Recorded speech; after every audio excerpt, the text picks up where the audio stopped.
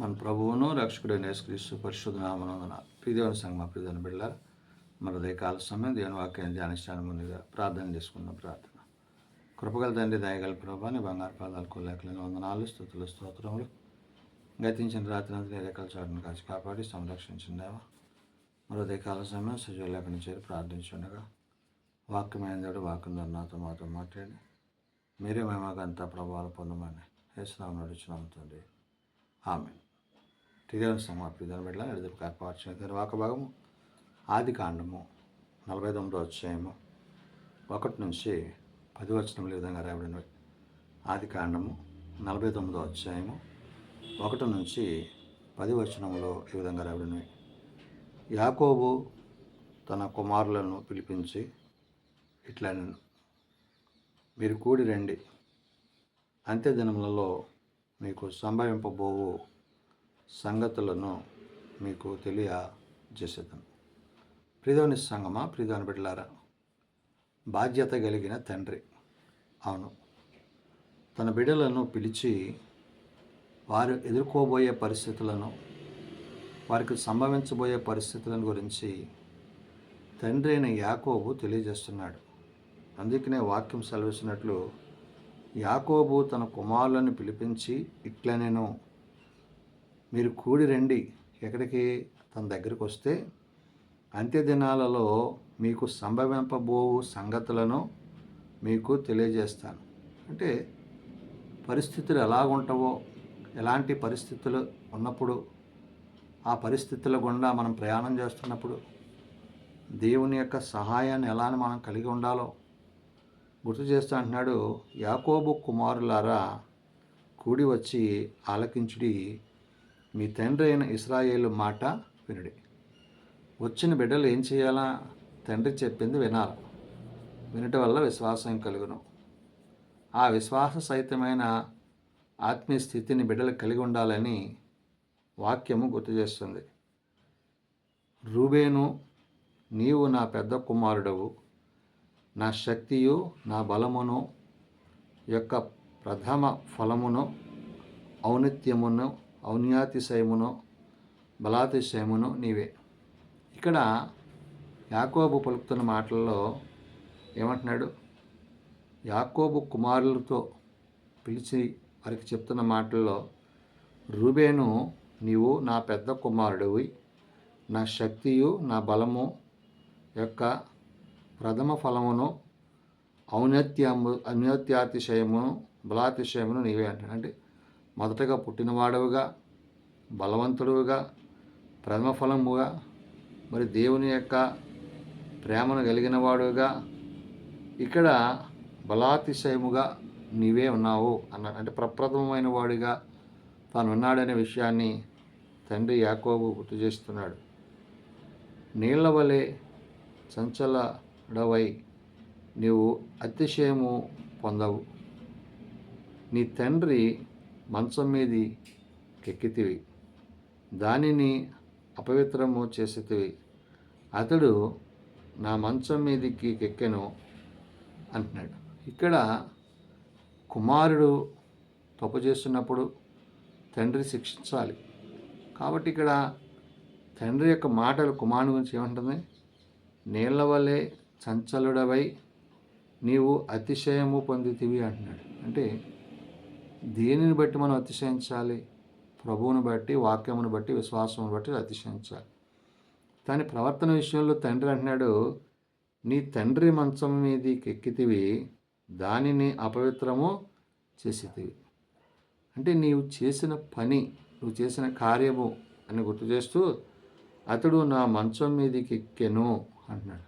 అంటే చేయకూడరాని పని చేయటము, పాపము, మరణము అనే విషయాన్ని తండ్రి గుర్తు చేసి, షిమ్యోను, లేవి అనువారు సహోదరులు, వారి ఖడ్గములు బలాత్కారపు ఆయుధములు.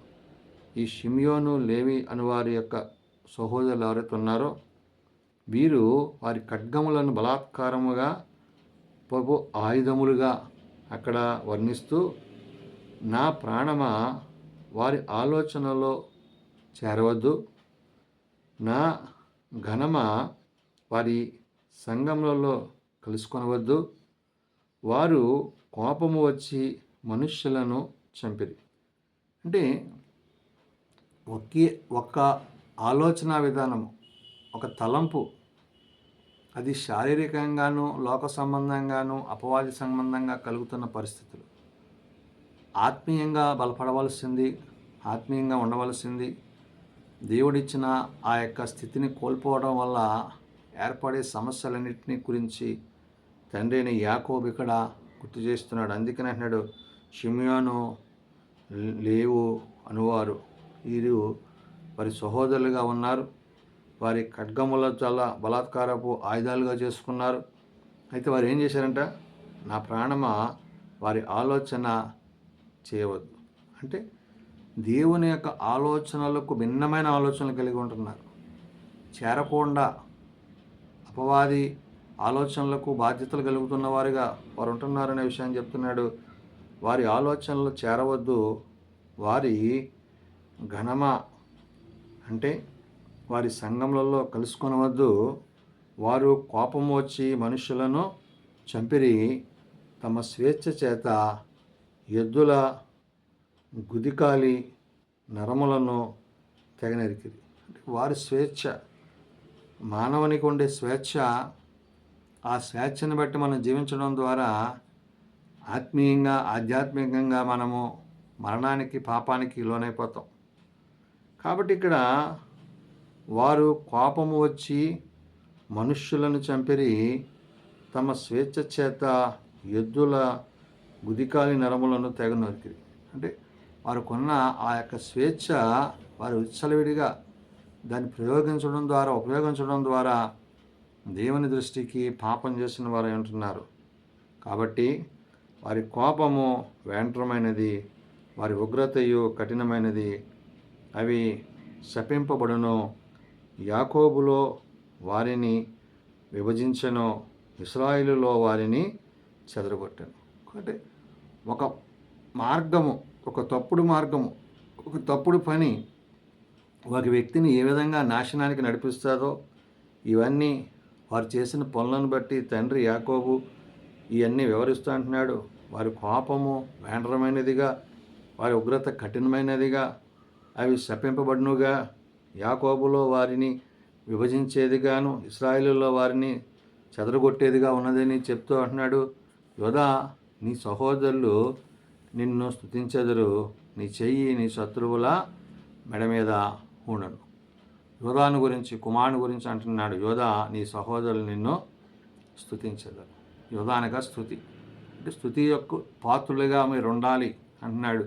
నీ చెయ్యి నీ శత్రువుల మెడ మీద ఉండును అంటున్నాడు. అంటే అపవాదిని జయించగలిగిన శక్తిమంతుడిగా అనే మాటను గుర్తు చేస్తున్నాడు. నీ తండ్రి కుమారులు నీ ఎదుట సాగిలపడుదురు. అంటే ఎవరైతే సహోదరులు ఉన్నారో వారందరూ నీకు లోబడేవారిగా ఉంటారని చెప్పి యోధాను గురించి అంటున్నాడు. యోధా, కొదమ సింహము, నా కుమారుడా, నీవు పట్టిన దానిని తిని వచ్చితివి. సింహము వలె గర్జించు ఆడు సింహము వలెను అతడు కాళ్ళు ముడుచుకొని పండుకొనెను. అతన్ని లేపువాడెవడు? షిలోహు వచ్చు వరకు యోధా యొద్ద నుండి దండము తొలగదు, అతని కాళ్ళు మధ్య నుండి రాజదండము తొలగదు, ప్రజలు అతనికి విధేయులయ్యుందురు అన్నాడు. కాబట్టి దేవుని ఎదుట, దేవుని సముఖమందు మనమందరము ఎప్పుడు కూడా భయము భక్తి కలిగి దేవుని యొక్క చిత్తాన్ని జరిగిస్తూ దేవునికి లోబడుతూ మన ఆలోచనల చేత మన తలంపుల చేత మనం జీవించకూడదని యోధా యొక్క ప్రవర్తన గూర్చి, యోధాకి ఇవ్వబడిన అధికారాన్ని బట్టి తండ్రి అయిన యాకోబు విషయాలని చెప్తున్నాడు. అంటే బిడ్డలు ఏ విధంగా ఉండాలో, తల్లిదండ్రుల యొక్క బాధ్యత ఏంటో గుర్తు చేస్తున్నాడు. కాబట్టి నేడు మనము ప్రభు వాక్యం పట్ల ఆయన మనకిచ్చిన ఆత్మీయ స్థితిని బట్టి మనం ముందుకెళ్తున్నప్పుడు ఒకవేళ మనము దేవునికి ఆయాసాన్ని దుఃఖాన్ని కలిగించే పనులు ఏమన్నా మనలో ఉంటే వాటిని విడిచిపెట్టి దేవుని చిత్తం ఏదైందో, దేవుని ఉద్దేశం ఏదైందో, దేవుని ఆలోచన ఏదైందో దాన్ని నెరవేర్చువారంగా ఉండాలని ఉదయకాల సమయమున పరిశుద్ధాత్మదేవుడు తెలియజేసిన మాటలు ప్రార్థన చేసుకుందాం. ప్రేమగల తండ్రి, దయగల ప్రభువా, కృప కలిగిన మా యేసయ్య, నిజమైన ఆయన అబ్రహాము దేవుడు, ఇస్సాకు దేవుడు, యాకోబు దేవుడు. ఇదిగో నాయన మరి యాకోబు యొక్క కుమారుల గురించి, యాకోబు తాను తెలియజేస్తున్న మాటల గురించి నేడు మేము నీ యందు నమ్మిక కలిగి, విశ్వాసం కలిగి, భయభక్తులు కలిగి నీ ఉద్దేశాలను అనుసరించి జీవించుటకు మాకు నేర్పించండి అయ్యా. ఏది నీ చిత్తమో, ఏది నీ ఉద్దేశమో, ఏది నీ ఆలోచనదో అది మాత్రము మేము గ్రహించి తెలుసుకుని చేయుటకు నీ సహాయము, నీ సన్నిధి మాకు దయచేయండి. బలహీనలను ప్రభావ బలపరచండి, రోగులను ప్రభావ స్వస్థపరచండి. మీ చేతి గాయాల చేత మాకు స్వస్థతను, ఆరోగ్యం దయచేయండి. చిన్నబిడ్డలు, యవనులు, పెద్దలు, వృద్ధులు ప్రతి వారిని వారి తరగతుల చొప్పున ఆశీర్వదించి దీవించండి. ఏ ఒక్కరూ నశించక అంతటా అందరూ మారు మనసు కలిగి పాపక్షమాపణ కలిగి నిన్నిచ్చే రాజ్యం అందు చేరగలిగిన కృప దయచేయమని. ఇది నా పరిచయాల్లో, ప్రయాణాల్లో, రాకపోకల్లో, సమస్త కార్యాల్లో మీ సన్నిధి మాకు వివరించమని, మీరు అక్కడికే మమ్మల్ని సిద్ధపరచమని యేసునామమున అడుగుచున్నాము తండ్రి, ఆమేన్. పరలోకమందున్న మా తండ్రి, నీ నామం పరిశుద్ధపరచబడుగాక, నీ రాజ్యం వచ్చుగాక, నీ చిత్తం పరలోకమందు నెరవేర్చినట్లు భూమి మీద నెరవేరుగాక. మానిదన్నాడు మాకు దయచేయం. మరి అలా ప్రార్థన చేసిన వారిని మేము క్షమించిన ప్రకారం మా ప్రార్థనను క్షమించు. శోధనలతో కాల్చులను తప్పించు. రాజ్యము, శక్తి, మహిమ నిరంతరం నీవే నా తండ్రి, ఆమె. మన పరమతైన దేవుని ప్రేమ, ప్రభువైన యేసుక్రీస్తు కృప, ఆదరణకర్త అయిన పరిశుద్ధాత్మ సహాయం సదా తోడేయండి, సంరక్షించునుగాక. ఆమె.